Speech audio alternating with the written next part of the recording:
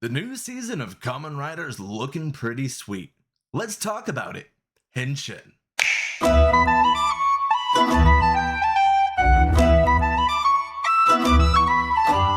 Welcome back, everybody. I am Rune here with the Inner Geekdom. If you have not already, make sure that you go and give this video a like and the channel a subscribe. It's free and it helps me out a lot. So we're going to be talking about the first episode of Kamen Rider Gavv, or we're just going to say Kamen Rider Gavv because I'm American and I don't speak Japanese very well. So we are going into our first episode of the alien candy themed Kamen Rider. I'm not mad, but it's an interesting choice. It reminds me a bit of like XA meets 01 kind of vibes from what I'm getting so far. It's going to have a lot of goofiness to it from what I could tell, and I have an issue with that.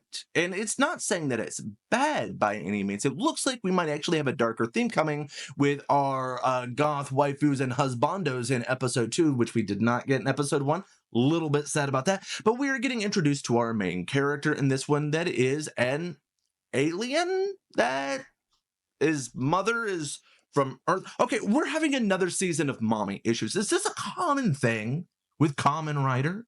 Because I remember it also happened with Geats, and although I am somewhat experienced in the world of Toku, I could probably count the amount of seasons I've seen of Kamen Rider on 2 hands. So, is this just a common thing? Is mommy issues all throughout Kamen Rider? I'm not saying I hate it, I'm just noticing a trend here. So, yeah, so he is coming to Earth to look for his lost mother, apparently. Cool. And he is fueled by these little minion creatures that are candy, but also he's never had candy that he eats and can put the candy into his belly button belt. This is a weird season, guys. It's a little bit odd. His driver is embedded into his stomach, and he takes his little minions and puts it down into it and cranks it and things happen. This is going to be a hard one to sell to my non-Toku fans, but I'm watching it because I love Toku. I can't really... let's just get this out of the way. This is going to be a tough one to sell to anyone that's not already a fan of Tokusatsu. That's not a bad thing. It's just, I know that we also had Bunbunjir right now going with Super Sentai, and both of the seasons are really difficult for me to go and give to my non-Toku fans that I'm trying to tell. Let's give this a try. It's fun.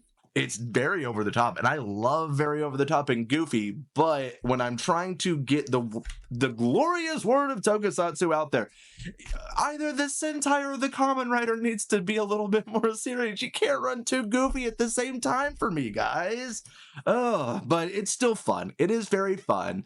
Yeah, and there's a monster cube drug dealer in the first episode. I'm sure that that's going to continue on because it seems like we're having another season where the civilians are the ones that get turned into the monster of the week.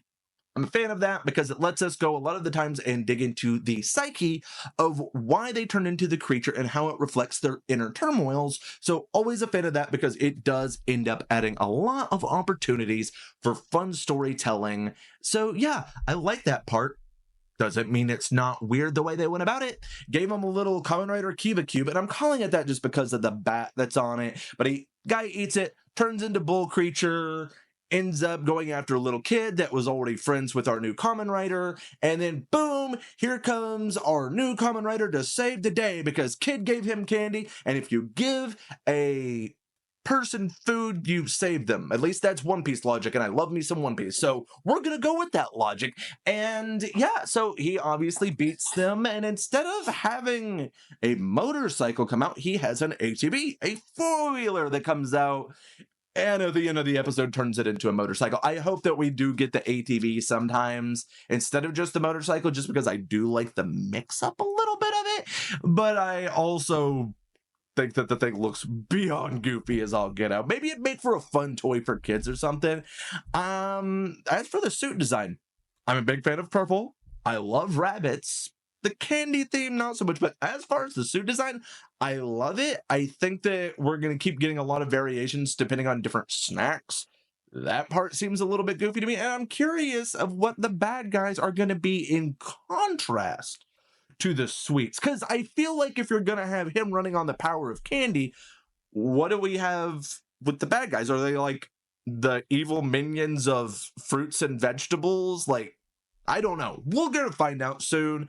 Don't make my waifus and husbando goths of this series be the bad guys of vegetables and fruits, please.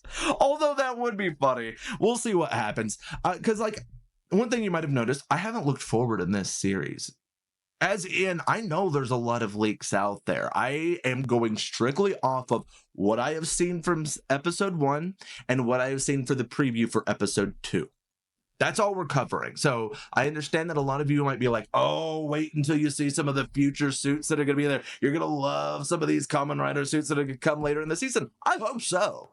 I really do, because that's a big seller for me. If you have really cool Toku suits, I'll probably watch even a trash series if I think the suit's cool enough. So we've got a fun, upbeat, not super cool or serious like Geats style of Kamen Rider, and a lot of people like that. I am not against it. I just have a feeling I will end up liking one of the side character writers a little bit more. That's what happened with 01 with me. I'm not against a goofy lead protagonist. I mean, Kira Major is one of my favorite Super Sentai seasons. It's just, we'll see. We'll see. He's an alien. He's supposed to be weird. He's going to be kooky. He's going to teach a lot of people different lessons, and he's going to learn a lot of lessons along the way. I'm still having fun with it. I definitely think that I'm going to at least give the first arc a review. I'm going to watch through the first arc as it comes out. If you guys want to see weekly episodes of that, let me know, because I'm not against it. It's just, we're going to have to give it an arc to see if this is going to be a season that's going to also resonate with me, because although I am a big fan of Toku, I also understand not every season is going to cater to what I enjoy. I like it so far, but I don't love it. I would say it's a bit cringy and cheesy, but in a way that's okay for tokusatsu to be. So we'll see. I really want to know what your guys' thoughts are. Are you enjoying this one so far? Is this one that you think is going to be one of the stronger seasons of Kamen Rider? Or is this going to be kind of one of the ones that some people like, but we don't talk about as much? Only time is going to tell, but I'm still going to sit and try and enjoy it for what it is to the best of my ability. So yeah, like I said, down in the comments, let me know what you think. As always, I am Rune. Make sure that you liked the video if you liked it. If you didn't like it, go and like it anyway. I need the likes and subscribes. Come on, man. We're trying to make something happen here. And who else is going to talk to you about Kamen Rider stuff? There's like a whole 10 of us on YouTube that speak English and talk about it. So, and I know I'm being facetious with that, but please, like and subscribe. It means a lot to me. Thank you. And as always, have yourself a beautiful day. Henshin.